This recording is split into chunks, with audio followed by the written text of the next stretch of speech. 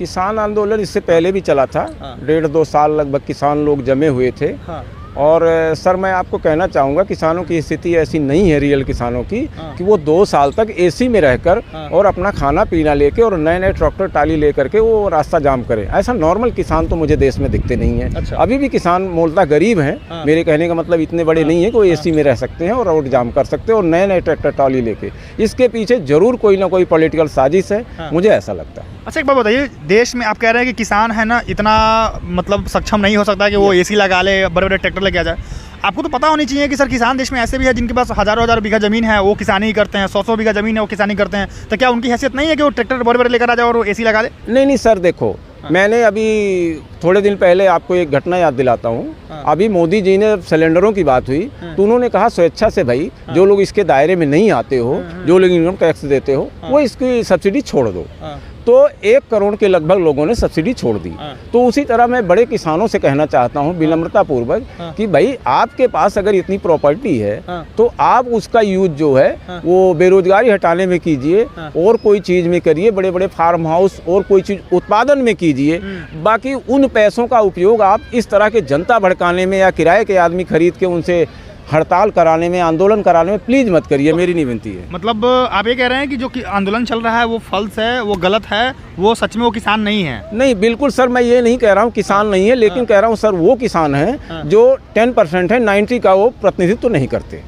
मतलब उसमें 10% ही किसान है, बाकी लोग जो 90% है वो कोई और है। यस सर, उनको प्रलोभन करके या कुछ ही तरह से लाया गया है। आपको नहीं लगता कि आपके इस बयान को सुनकर लोगों को बुरा लगेगा, जो किसान, खास करके जो किसान समुदाय से जो लोग आते हैं, किसान परिवार से जो लोग आते हैं, उनको खराब लगेगा? नहीं सर, मैं किसान परिवार से हूँ और सीमांत किसान परिवार से हूँ, मैं बड़े परिवार से नहीं हूँ और मैं किसानों की स्थिति को अच्छी तरह जानता हूँ सर। किसानों कहाँ के रहने वाले हैं? हम यूपी के रहने वाले हैं। हाँ, अच्छा बताइए, यूपी में उतना खेती तो नहीं होता। देखिए देश भर में सबसे ज़्यादा खेती कहाँ होता है? पंजाब में, हरियाणा में, मध्य प्रदेश में। ये कुछ ऐसे जगह है जहाँ पे सबसे ज़्यादा खेती की जाती है। बड़े बड़े किसान हैं यहाँ पे और यही लोग है ना अन्नदाता है पूरे भारत को, ये कर सकते हैं, सप्लाई कर सकते हैं, इनकी इतनी क्षमता है। तो आप ये बताइए कि बिहार में, उत्तर प्रदेश में, राजस्थान में, वहाँ तो मतलब जो होता है ना कि कम स्तर वाले किसान, मतलब जिसके पास 5 बीघा 10 बीघा जमीन है, बड़े बड़े किसान वहाँ कहाँ हैं? बड़े बड़े किसान तो पंजाब में, हरियाणा में। नहीं सर, इसका उत्तर मैं ऐसे देता हूँ। पंजाब में इतने बड़े किसान नहीं है सर।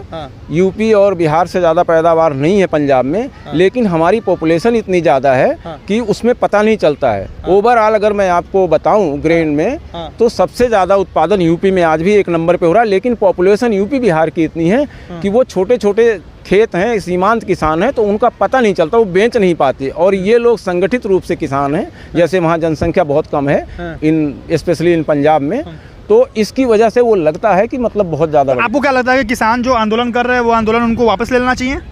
सर मुझे तो ऐसा लगता है, सरकार ने कहा है, उनके 3 मिनिस्टर ने कल बात की थी चंडीगढ़ में और उन्होंने कहा था कि भाई हम तैयार हैं बातचीत, लेकिन सार्थक बातचीत हो। आप एकदम से कहो कि पार्लियामेंट में कल कानून बना दो और पार्लियामेंट रिजोल्व हो चुकी है अनसर्टेन टाइम के लिए, तो इतनी जल्दी तो नहीं हो सकता।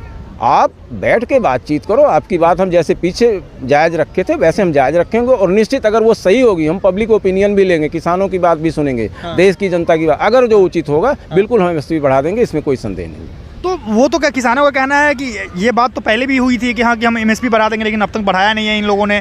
तो सर जो पहले एमएसपी बढ़ाने की बात हुई थी, एमएसपी बढ़ाई थी, कम बढ़ाई थी।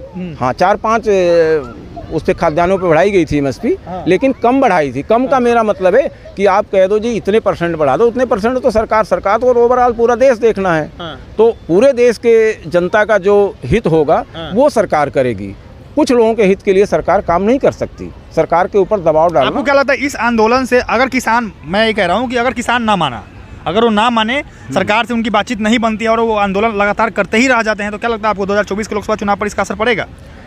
सर 2024 के लोकसभा चुनाव के असर का तो मुझे कोई नहीं लगता है, लेकिन मैं इतना किसानों से फिर रिक्वेस्ट करूंगा वो किसी बहकावे में ना आवे और अपना हित देखें, अपने और भाइयों का हित देखें।